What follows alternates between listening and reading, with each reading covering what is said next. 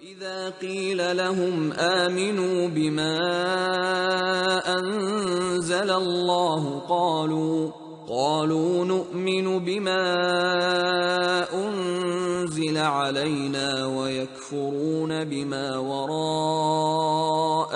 وَهُوَ الْحَقُّ مُصَدِّقًا لِمَا مَعَهُمْ قُلْ فَلِمَ تَقْتُلُونَ أَنبِيَاءَ اللَّهِ مِن قَبْلُ إِن كُنتُم مُّؤْمِنِينَ وَإِذَا قِيلَ لَهُمْ آمِنُوا بِمَا أَنزَلَ اللَّهُ قَالُوا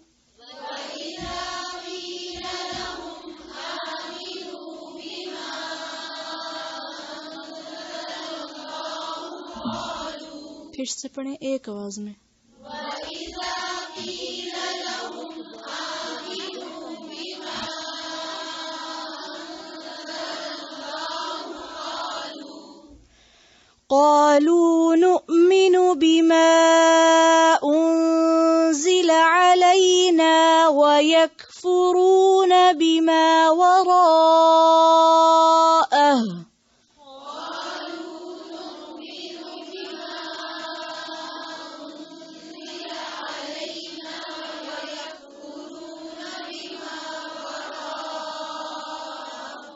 قالوا نؤمن بما أنزل علينا ويكفرون بما وراءه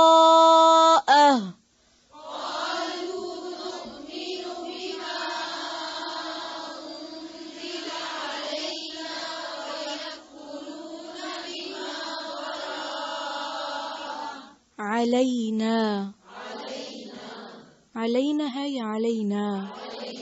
کیوں علینا؟ نون پہ کیا ہے؟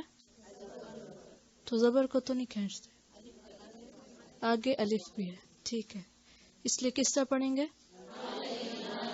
پھر سے پڑھیں قالو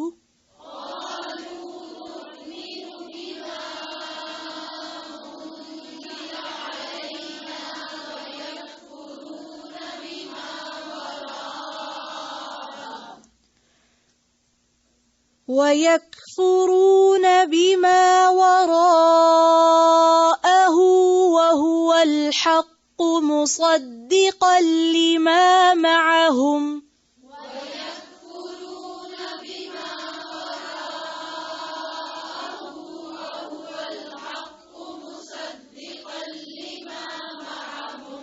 قُلْ فَلِمَ تَقْتُلُونَ أَنبِيَاءَ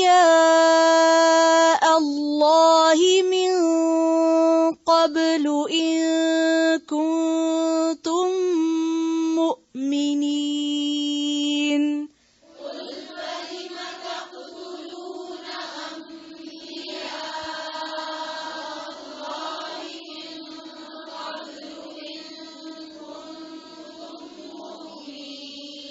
قُلْ فَلِمَ تَقْتُلُونَ أَنبِيَاءَ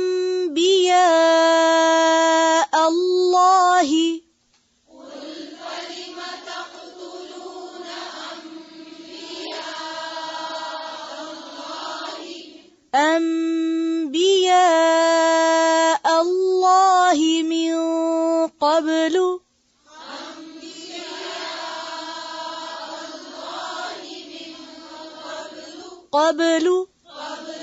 پھر سے پڑھیں قل فلم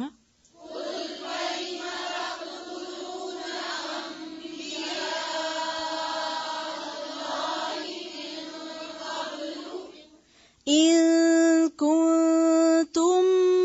مؤمنين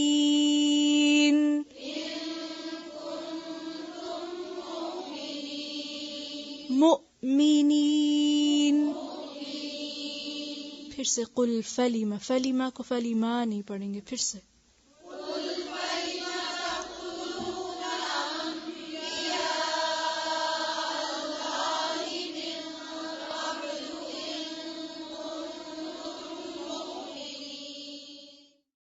وَإِذَا اور جب قیلا کہا جاتا ہے لہم انہیں آمنو ایمان لاؤ بما اس پر جو انزلا نازل کیا اللہ اللہ نے، قالو وہ کہتے ہیں، نؤمن ہم ایمان لائیں گے، بما اس پر جو انزلا نازل کیا گیا علینا ہم پر، ویکفرون اور وہ کفر کرتے ہیں، بما ساتھ اس کے جو وراءہ علاوہ ہے اس کے، وہوا حالانکہ وہی الحق حق ہے، مصدقاً تصدیق کرنے والا ہے، لما اس کی جو معہم پاس ہے ان کے، قل کہہ دیجئے، فلما تو کیوں، تقتلون تم قتل کرتے رہے، انبیاء نبیوں کو، اللہ کے، من قبل اس سے پہلے، ان اگر، کنتم ہو تم، مؤمنین ایمان لانے والے، اور اذا جب قیلا کہا جاتا ہے، لہم ان کو، کن کو، بنی اسرائیل کو، کیا کہا جاتا ہے، آمنو ایمان لاؤ، کس چیز پر ایمان، بما انزل اللہ ساتھ اس چیز کے جو اللہ نے نازل کی، قالو انہوں نے کہا، نؤمن ہم ایمان لائیں گے، بما ساتھ اس چیز کے جو انزل علینا نازل کی گئی ہم پر، ویکفرون بما وراءہ اور اس کے علاوہ جو کچھ ہے اس کا کفر کرتے ہیں۔ وراءہ سے کیا مراد ہے، کیا چیز اس کے بعد ہے، قرآن پاک، وہو الحق کو حالانکہ وہ حق ہے، مصدقاً تصدیق کرنے والا ہے، لما واسطے اس کے، معہم جو ان کے پاس ہے، کیا چیز تھی ان کے پاس، تورات۔ قل کہہ دیجئے، فلما تو کیوں، تقتلون تم قتل کرتے رہے ہو، انبیاء اللہ اللہ کے نبیوں کو، انبیاء اردو میں استعمال ہوتا ہے نا، من قبل اس سے پہلے، ان کنتم اگر ہو تم، مؤمنین ایمان لانے والے، وَإِذَا قِيلَ لَهُمْ آمِنُوا بِمَا أَنزَلَ اللَّهُ اور جب ان سے کہا جاتا ہے ایمان لے آؤ اس پہ جو اللہ نے اتارا ہے، اس سے کیا فرق پڑتا ہے اس کا نام تورات ہے یا اس کا نام قرآن ہے، بات تو یہ ہے کہ دونوں اللہ ہی کی باتیں ہیں۔ قالو تو اس وقت بہانہ کرتے ہیں، نؤمن بما انزل علینا ہم تو وہ مانیں گے جو ہم پہ آیا، ویکفرون بما وراءہ اور وہ کفر کر دیتے جو اس کے علاوہ ہوتا۔ تو گویا ان کے اندر کیا خرابی آ چکی تھی، یہ سمجھتے تھے کہ حق صرف ان کے اپنے گروہ یا ان کی اپنی جماعت کے اندر ہے، اس کے باہر کسی اور کے پاس کوئی سچی بات نہیں، کوئی اچھی بات نہیں، ہم تو وہ مانیں گے جو ہماری جماعت میں ہے۔ اللہ تعالیٰ فرماتے ہیں وَهُوَ الْحَقُّ جس کا یہ انکار کر رہے ہیں وہ تو سچی بات ہے، کیا چیز، قرآن پاک، مصدقا لما معہم تصدیق کرنے والی ہے اس چیز کی جو ان کے پاس ہے، کیا چیز، تورات۔ قل آپ کہہ دیجئے، فلم تقتلون انبیاء اللہ تم اللہ کے نبیوں کو کیوں قتل کرتے رہے ہو، من قبل اس سے پہلے، ان کنتم مؤمنین اگر تم واقعی مومن ہو۔ اب یہ ہے کہ اس دور کے یہود نے تو قتل نہیں کیا تھا، یہ تو ان کے آباء و اجداد قتل کرتے رہے، پھر یہ کیوں کہا گیا کہ تم کیوں قتل کرتے رہے ہو، حالانکہ قصور ان کے باپ دادا کا تھا، پچھلے لوگوں کا تھا، پھر انہیں کیوں بلیم کیا جا رہا ہے، کیونکہ یہ اپنے آباء و اجداد کے اس عمل کو برا نہیں کہتے تھے بلکہ اس پر فخر کرتے تھے۔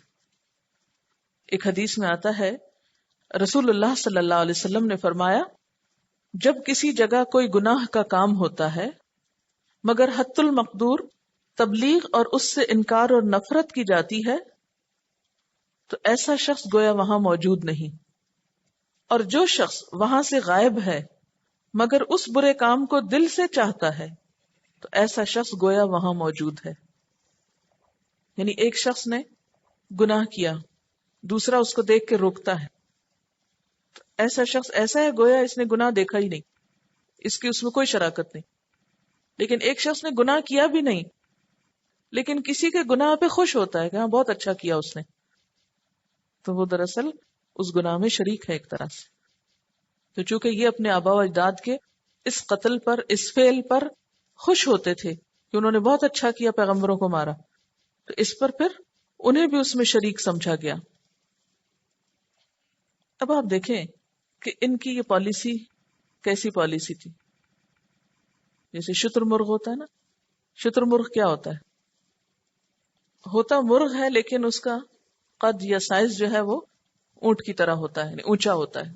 اونٹ جتنا تو نہیں ہوتا لیکن سب پرندوں میں اونچا ہوتا ہے. تو شتر کہتے ہیں اونٹ کو فارسی میں، اور مرغ کہتے ہیں پرندے کو. تو شتر مرغ جو ہے نہ تو اڑ سکتا ہے اور نہ ہی بوجھ اٹھا سکتا ہے. اگر اس پہ بوجھ لا دیں تو وہ کہتا ہے میں تو پرندہ ہوں، اور اگر اس کو کہا جائے اڑو تو کہتا ہے میں اونٹ ہوں. تو نہ وہ اڑتا ہے نہ وہ بوجھ اٹھاتا ہے، یعنی کسی چیز پہ بھی راضی نہیں، کچھ بھی کرنے کو تیار نہیں. تو اسی طرح کی کچھ ان کی پالیسی تھی. نبی صلی اللہ علیہ وسلم جب دنیا میں تشریف لائے اور آپ نے ان کے سامنے حق رکھا تو انہوں نے کہا کہ ہم نہیں مانیں گے کیونکہ آپ ہمارے گروہ میں سے نہیں، ہمارے قبیلے میں سے نہیں. ہم تو ان کی مانیں گے جو ہمارے قبیلے میں سے آئے ہیں. اس موقع پر اللہ تعالیٰ فرماتے ہیں کہ دیکھو تم نے اپنے انبیاء کے ساتھ کیا کیا، ان کی بات بھی نہیں مانی. اگر تم اپنی اس بات میں سچے ہو کہ ہم تو صرف اس نبی کو مانیں گے جو ہماری قوم میں سے آئے گا، تو پھر تم ان نبیوں کو کیوں قتل کرتے رہے ہو، ان کو کیوں جھٹلاتے رہے ہو جو اس سے پہلے تمہارے ہی قبیلے میں حق لے کر آئے تھے. تو اصل بات یہ نہیں ہے، یہ تو صرف ایک نہ کرنے کا بہانہ تھا. جیسے آپ کو اگر کوئی کام کہا جائے تو آپ کہیں نہیں آج نہیں کل کریں گے، اگر کل پوچھا جائے تو کہا نہیں وہ تو وقت گزر گیا. تو جس نے کچھ کرنا ہوتا ہے وہ اس بات کا انتظار نہیں کرتا کہ کون کیا کہہ رہا ہے، وہ یہ دیکھتا ہے کہ بات کیا ہے اور اس میں میرا بھلا کتنا ہے.